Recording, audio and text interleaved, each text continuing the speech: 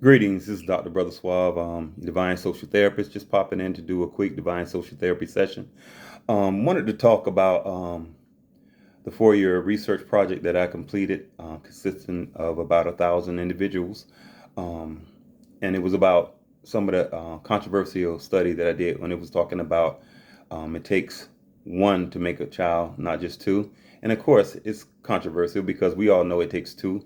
But what it comes down to is dealing with it takes one person to give consent. And that's the thing that the question that I ask over and over, and I ask about 1,000 people. So I think it's sometimes when you don't take responsibility to deal with your trauma. Sometimes the healing also means taking responsibility for the role that you play in any suffering that you experience. And I'm seeing throughout this 4-year research project, and these individuals don't know each other at all, but 100 of them said the same thing. Well, it takes two. And I'm like, no, no, you give consent. Well, he needs to be responsible. Listen, you have one body, one life, one soul. You have to protect that at all costs. So what you're saying is someone can make you do something you don't want to do. And the reality is that these guys are not taking you. So at the end of the day, you're responsible for your soul. You know, if you have a someone needed something like extra dollar, they can do it. You can give them something. If you had they needed a kidney, you can give it to them. But you can't give your life. You can't give your soul. You can't give your heart. You only have those things that you have to protect at all costs. So just because someone's asking, don't mean you have to give in. They could have HIV. They can have STDs. They can have any disease.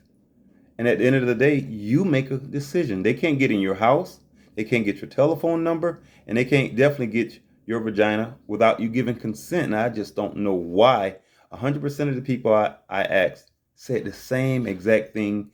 And anybody know me? I started this research in Miami. Then I was in South Carolina. Then I was in uh, Charlotte. Then I was in Atlanta, and then I was in Indianapolis.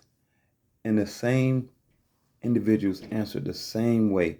Now, as I look now, about 1% after me engaging in dialogue, they actually say, I see what you're saying.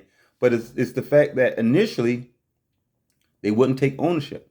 I actually had to explain to them to say, he didn't take it. You gave it, and you could have easily said no. Here's the thing. If a person says no, ladies, I'm just going to give it to you raw. If a guy's trying to have sex with you and you say no, and you tell him to go on the other side of the county to get a condom, or else he's not going to get it, trust, we would do that. Assert yourself. Don't play victim, because we would do that. Because you have more power than you give yourself credit to. But I think it still goes back to struggling to take ownership. And again, until you heal and address your own traumas and take responsibility for your actions, this pattern will continue. It will continue from a psychological, which is the patterns and repetitions. It will happen from a social perspective, is insanity cycle, and it will happen from a spiritual perspective, generational curses. So at the end of the day, regardless of how much a guy sweets talk to you, you take ownership and say no. This is not going to happen.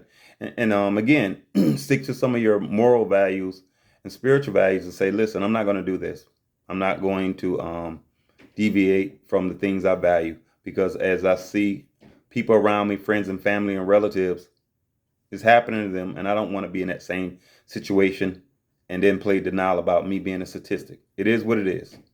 So I'm definitely not on attack, but I've just I asked all these questions over and over, and I got the same results. And the truth and numbers are stubborn, and they don't lie. You know. So again, learn how to address your issues. Take ownership, because if I'm not responsible, you ultimately have to be responsible for who comes in your space. So if I let someone in my space,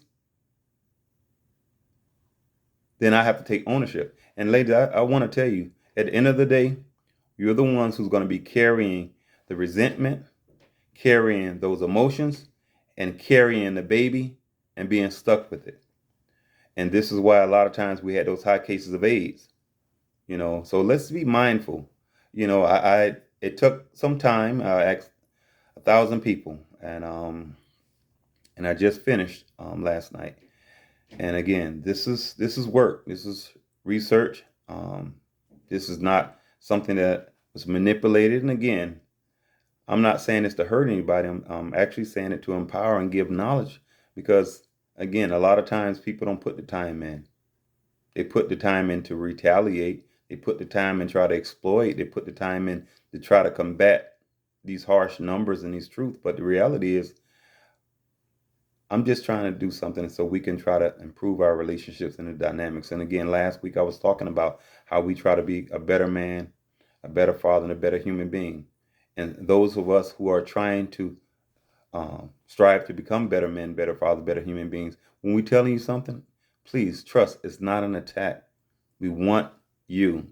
We want you. We want to improve the dynamics. We want to have better relationships with our children. We want to have better relationships with our wives. We want to have better relationships with our children's mothers.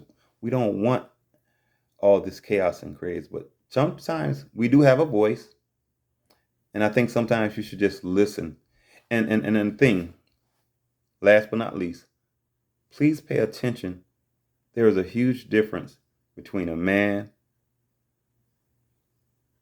a grown boy, and an adult male. Pay attention and you will see the differences in how they act towards you, how they act towards their children, and the outcomes. So this is Dr. Brother Suave signing out. And just remember, great minds reach great places. I love you. I mean it. Bye-bye.